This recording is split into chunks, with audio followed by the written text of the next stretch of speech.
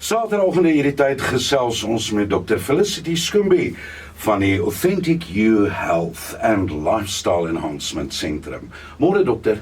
Môre Jacques, gaan dit goed? Baie goed. Ek is nou al 'n paar weke bevoorreg om elke Saterdagoggend my dokter te sien, hè?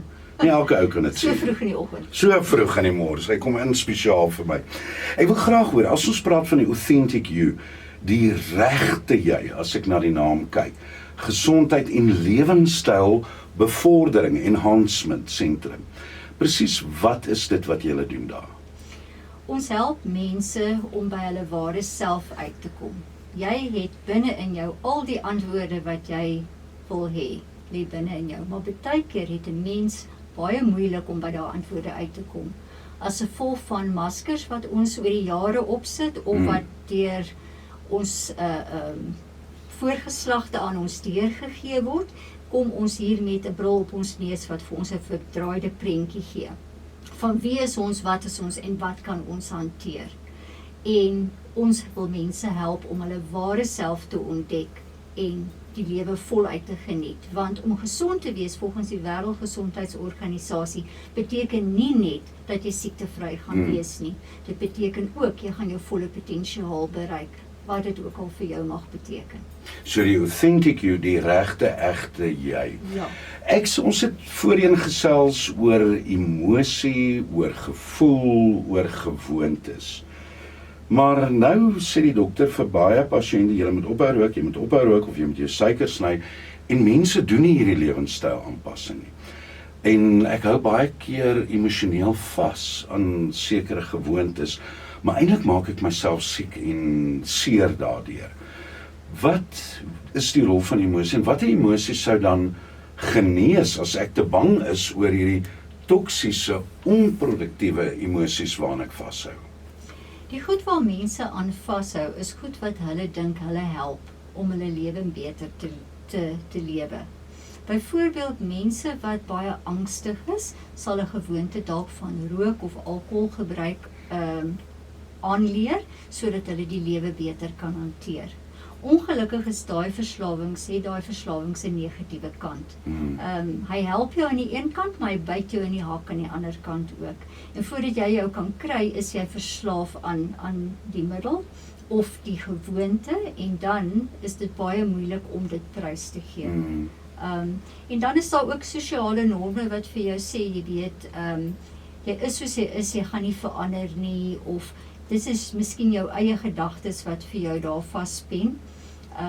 En 'n mens is 'n groeiende, 'n lewende organisme. Jy is veronderstel om te verander deur die jare. En as jy vir my vertel, jy is presies die mens wat jy 20, 30 jaar terug was, dan sou ek baie bekommerd wees. Want 'n mens skryf wysheid by. Ook deur die foute wat jy maak en die ervaring wat jy opdoen en jy daardeur leer, kry jy dan wysheid by.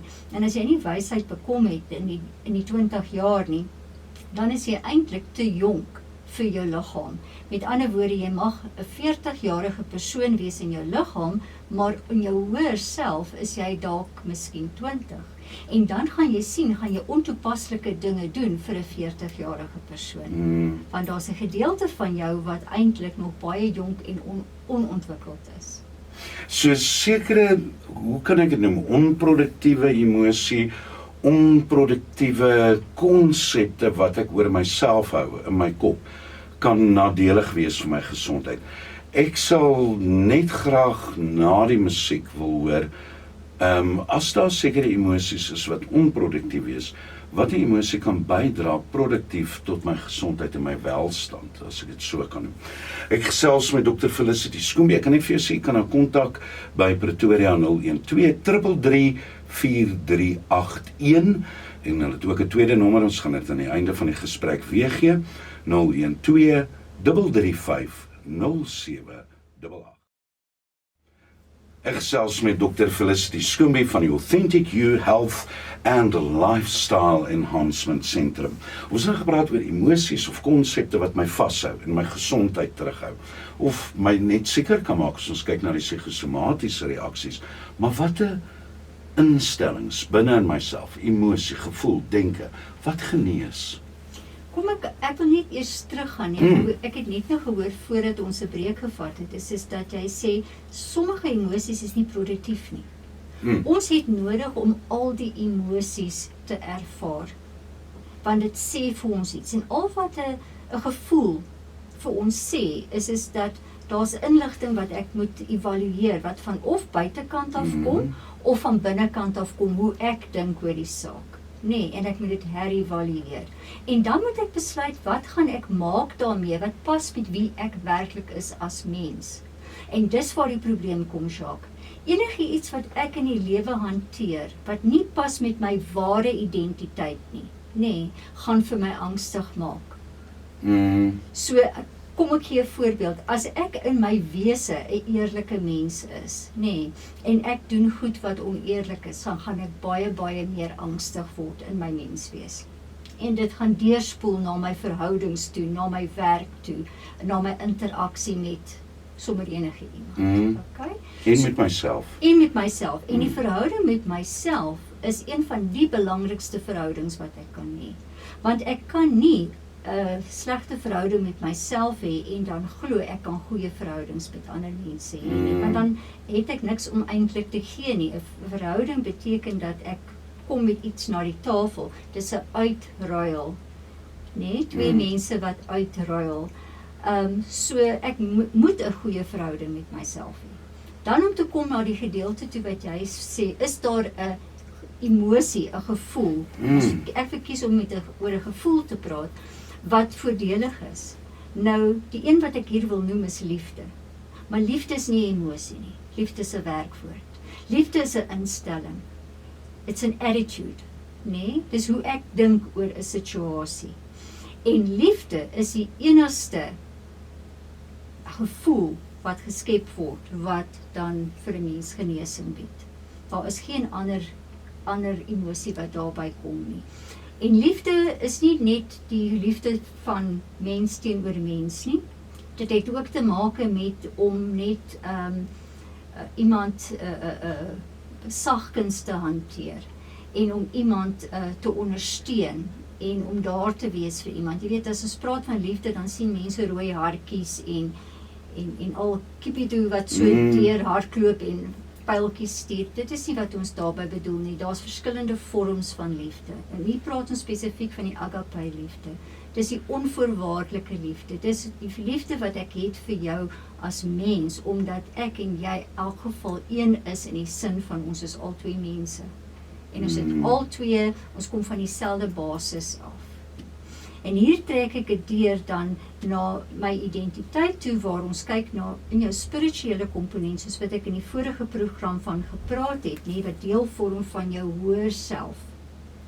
Daar lê klaar jou ware identiteit. Ons is almal lig, waarheid, liefde en wysheid.